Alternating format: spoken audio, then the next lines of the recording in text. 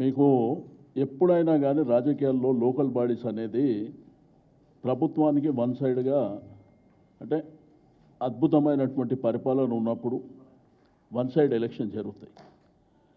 అయితే కొన్ని టీవీ ఛానళ్ళు పేపర్లో కూడా నేను ఈ సందర్భంగా రిక్వెస్ట్ చేస్తున్నా, పొద్దుటి నుంచి చూస్తున్నా, war one side war one side war one side అని.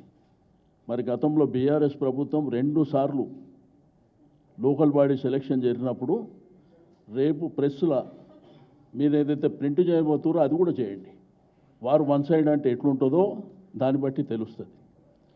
రెండోది, ఎప్పుడు కూడా కేసీఆర్ గారు ముఖ్యమంత్రి ఉన్నప్పుడు వారు కానివ్వండి, లేకపోతే కేటీఆర్ గారు, హరీష్ రావు గారు, జిల్లా మంత్రులు కావచ్చు, ఎవరు లోకల్ బాడీ ఎన్నికలలో పార్టిసిపేట్ చేయలే. ఇప్పుడు జరిగినటువంటి జిల్లా పరిషత్తు మున్సిపాలిటీ ఎలక్షన్లో కేటీఆర్ గారితో మేము పార్టీగా మాట్లాడినప్పుడు, అన్న ఎవరంతలో వాళ్ళు చేసుకుంటారు అన్న, నేను కూడా మా కాన్స్టిట్యున్సీనే పోతున్నా అని మీకు చూసారు. మీరు కూడా హరీష్ రావు గారు ఎక్కడ తిరిగారు, కేటీఆర్ గారు ఎక్కడ తిరిగారు. ఏదన్నా అత్యంత అవసరం ఉంటే సైడ్ బై సైడ్ ఎవరన్నా రమ్మంటే పోయిరే తప్ప ముఖ్యమంత్రిలాగా గిరి కూర్చుకొని రాష్ట్రం అంతా అన్ని జిల్లాలు తిరిగే ఒకవైపున మున్సిపాలిటీల ఎలక్షన్ ఉంది, ఆ పక్కనే గవర్నమెంట్ మీటింగులు పెట్టి ఫౌండేషన్లు, సంక్షేమ కార్యక్రమాలు, మహిళలకు అది ఇస్తాం ఇది ఇస్తామని. రెండోది, ప్రభుత్వ అఫీషియల్ ప్రోగ్రాంలా ముఖ్యమంత్రి గారు, కలెక్టరు, అధికారులు అందరూ ఉంటారు. అందులో బూతు మాటలు మాట్లాడు, అధికార కార్యక్రమాలలో బూతు మాటలు మాట్లాడటమే అత్యంత తప్పు. ఆ విషయాన్ని పక్కన పెట్టి ఇప్పుడు ఈ ఎలక్షన్లో మా పార్టీ పరంగా మా కార్యకర్తలు, నాయకులు, అక్కడ గతంలో ఉన్నటువంటి శాసనసభ్యులు, శాసన మండలి సభ్యులు, మాజీలు, వాళ్ళు వీరోచితంగా పోరాటం చేసిరు తప్ప మా నాయకత్వం ఎక్కడ తిరిగింది మీరు టీవీలో పేపర్లో చూసిరు. ఇట్లా ముఖ్యమంత్రిలాగా రాష్ట్రం అంతా గిరిగీసుకొని తిరిగి కరెక్ట్ 3 రోజుల ముందు ఇష్టం ఉన్నట్టు డబ్బు మద్యం పంపించి ఎలక్షన్ చేయలే.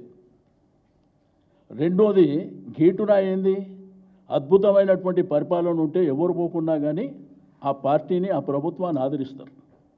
గతంలో మేము అది చేసినాం. మీరు ఎవరైతే డబ్బా కొడుతున్నారో వార్ వన్ సైడ్ అని అది కూడా ప్లే చేయండి.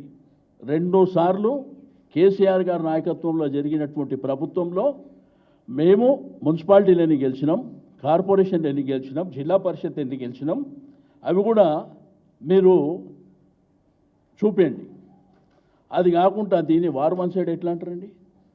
85 నుంచి 90% గెలిస్తే వార్ వన్ సైడ్. కార్పొరేషన్లు ఎన్ని ఉన్నాయి? మేజర్ కార్పొరేషన్లు నిజామాబాద్లో గెలిచిర్రా, కరీంనగర్లో గెలిచిర్రా, మహబూబ్నగర్లో గెలిచిర్రా, కొత్తగూడెంలో గెలిచిర్రా, ఒకటి నల్గొండలో గెలిచిర్రు, రెండోది రామగుండం గెలిచిర్రు, మూడోది మంచిర్యాల కూడా గుడ్డిలో మెల్ల. ఏ కార్పొరేషన్ మీరు గెలిచారు? ప్రజాపాలన, అద్భుతమైనటువంటి పాలన, అందరినీ మా క్యాండిడేట్లను దొంగతనంగా ఎత్తుకపోయి విచ్చలవిడిగా డబ్బులు ఇచ్చి పోలీసులు అడ్డు పెట్టుకొని రాజ్యం చేసేటువంటి మీరు దీన్ని వారు వన్ సైడ్ ఎట్లేస్తుందో చూపించే టీవీలు కానీ రాసే పేపర్లు కూడా మీరు ఆలోచన చేయవలసినటువంటి అవసరం ఉంది. వారు వన్ సైడ్కు డెఫినేషన్ చెప్పవలసినటువంటి అవసరం ఉంది. నేను నిన్ననే చెప్పిన, ఇది గెలుపు కానే కాదు. ఇప్పుడు కేటీఆర్ గారు చెప్పినట్టు ఎన్ని దగ్గర అంగుంది ఈ దొంగ రాత్రి. ఇప్పుడే మేము ఆడ కూర్చున్నప్పుడు పోలీసు వాళ్ళు గెలిచిన వాళ్ళు ఎత్తుకపోతున్నారు. ఇక్కడ జరుగుతుందా? కాబట్టి ఇవన్నీ శాశ్వతంగా నిల్వవు. నేను రాజు, నేను మంత్రి, ఇవన్నీ చూసినాం సార్. మేము ఈ మన భారతదేశంలో మహాభారతం చూసినాం, రామాయణం చూసినాం, ఎన్నో చూసినాం. కానీ ఒకటి మాత్రం గుర్తుపెట్టుకోండి, మొన్న జరిగిన పంచాయతీ ఎన్నికలు కానీ, ఈరోజు జరిగిన మున్సిపల్ ఎలక్షన్ కానీ, ఈ రిజల్ట్స్ కానీ మీ పరిపాలనకు ఈ రిజల్ట్స్ అనేది గీటురాయిగా లేదు. మీరు అది గమనించుకోవాల్సినటువంటి అవసరం ఉంది. మీ విర్రవీగేటువంటి మనస్తత్వాలకు ఖమ్మంలో ముగ్గురు విర్రవీగారు. కొత్తగూడెం మేజర్ కార్పొరేషన్ కదా, చిన్న మున్సిపాలిటీలు ఎన్ని గెలిచినా మేజర్ కార్పొరేషన్ కొత్తగూడెమే కదా. ఎన్ని వచ్చినాయి? 20 వచ్చినాయి కాంగ్రెస్కి. అక్కడ వాళ్ళకంటే సిపిఐకి 25 వచ్చినాయి, మాకు 9-10 వచ్చినాయి. కాబట్టి ఒళ్ళు దగ్గర పెట్టుకొని మీ ప్రభుత్వం పరిపాలన చేసి ప్రజల మన్ననాలు పొందాలి. అంతేగాని ఎలక్షన్లు రాగానే దౌర్జన్యపూరితంగా డబ్బులు ఇచ్చేసి పోలీసులను అడ్డం పెట్టుకొని మా ఇష్టానుసారం చేసుకొని పోతామంటే అసలు ఎక్కడైనా కానీ పక్క తెలుగు రాష్ట్రాలు తీసుకోండి, ఒక ముఖ్యమంత్రి ఎప్పుడన్నా లోకల్ బాడీ ఎలక్షన్లో తిరిగింది చూసిరా? పంచాయతీ ఎలక్షన్లో కూడా తిరిగిండు కదా. మళ్ళీ ఆ రోజు 35-40% మాకే ఓటు బ్యాంక్ వచ్చింది కదా. కాబట్టి ప్రజాస్వామ్యంలో ప్రభుత్వాలకు అవకాశాలు ఇస్తారు. మీ అబద్ధాల మాటలు, దొంగ మాటలు చెప్పి ఆ రోజు మా ప్రభుత్వం మీద మేము రూపాయి ఇస్తున్నామంటే మేము 10 రూపాయలు ఇస్తామని, మేము ₹1,00,000 కళ్యాణ లక్ష్మి అంటే మీరు బంగారం ఇస్తామని ఇట్లా మోసాలు చేసి రైతాంగాన్ని, ప్రజల్ని మోసం చేసి అధికారంలోకి వచ్చినటువంటి మీరు ప్రజలు కూడా ఆలోచించారు. 10 సార్లు కేసీఆర్ గారికి అవకాశం ఇచ్చారు, ఒకసారి చూద్దామని. బట్ మీ నిజస్వరూపం మీరేమనుకుంటారు? ఈ కొద్ది గెలుపుతోనే గెలుపు అనుకుంటారు.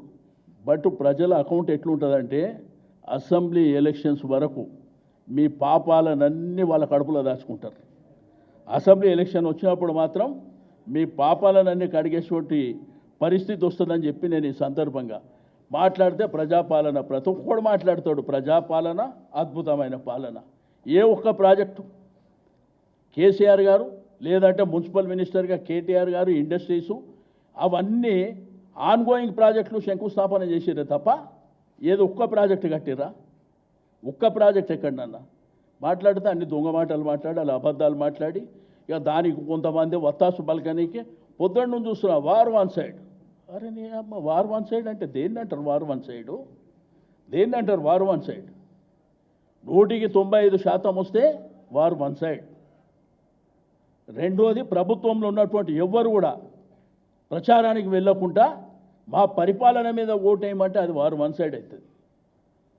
మీకు ఇంత క్లియర్గా మీకు అధికారం అన్ని విధాలుగా దుర్వినియోగం చేస్తే మీకు 1000 వస్తే మాకు 500 చిల్లర వస్తున్నాయి.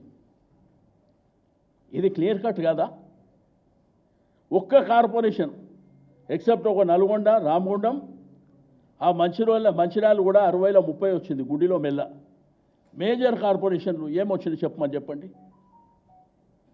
పోయి రిజల్ట్స్ రాకముందే ఢిల్లీలో పోయి డబ్బా కొట్టుకొని ఆ రాహుల్ గాంధీని పొద్దున్నే ఆ నైట్ డ్రెస్ మీద పట్టుకొని ఫోటోలు దిగి ఏం డబ్బా కొడుతురు? మల్లికార్జున ఖర్గే గారు చెప్పినట్ట వారు వన్ సైడ్ అయిపోతుందని. సో ఇదేనా వన్ సైడ్? మాట్లాడితే అడ్డగోలు మాటలు మాట్లాడి 3 కార్పొరేషన్లు అంట. 3 కార్పొరేషన్లకు తలాతోక ఏమన్నా ఉందా? ఇన్ఫ్రాస్ట్రక్చర్ ఉందా? ఫెసిలిటీస్ ఉన్నాయా? ఏమీ లేదు. తల లేదు, తోక లేదు, మా ఇష్టం ఉన్నట్టు. ఇక తుగులకలకు రాజ్యం ఇస్తాం, మేమేం చేస్తాం, ఇట్లా టైప్లో ఉంటుంది. కాబట్టి ఒకసారి ప్రజలు అన్నీ వాచ్ చేస్తున్నారు. బట్ టైం వచ్చినప్పుడు చురుక పెడతారు. అప్పుడప్పుడు ఏంటంటే జస్ట్ చురుకలు మున్సిపాలిటీ పంచాయతీలకు పెట్టి, పెద్దది పెట్టేది మాత్రం అసెంబ్లీ ఎలక్షన్లో పెడతారు. మీరు ఇట్లనే విర్రవీక్కుంటూ పోండి, మీ కర్మ మీరే అనుభవిస్తారు. రెండోది, మీరు అడిగిన ఇంతకుముందు నేనే రాజు నేనే మంత్రి అంటే కేటీఆర్ గారిని అడిగారు. ఆ కాంగ్రెస్ పార్టీలో పుట్టి పెరిగిన అలా దరిద్రం అది. వాళ్ళు ఆలోచించుకోవాలి, మేమేంది ఆలోచించేది? మాకేం అవసరం? ఎవరైతే నేనే పార్టీలో పుట్టి నేనే పార్టీలో పెరిగి కాంగ్రెస్ రక్తం నా గుండెల్లో ఉన్నదనేటువంటి ఆ సిగ్గులేని నాయకులు వాళ్ళు ఆలోచించుకోవాలి. మాకేం అవసరం ఉంది? ఎవడు రాజు అయితే మంత్రి అయితే మాకేం చేసేది ఉంది? ప్రజలు గమనిస్తున్నారు కదా. కాబట్టి ఇవన్నీ పరిగణనలోకి తీసుకోండి. కానీ నేను ఇప్పటికీ కూడా టీవీ ఛానల్స్ కానీ మీడియా ప్రతినిధులు రిక్వెస్ట్ చేసి చెప్తున్నా, మీరు రాసేటప్పుడు మీరు చూపించేటప్పుడు వారు వన్ సైడ్ అయిందే దాని డెఫినేషన్ కూడా మాకు చెప్పండి.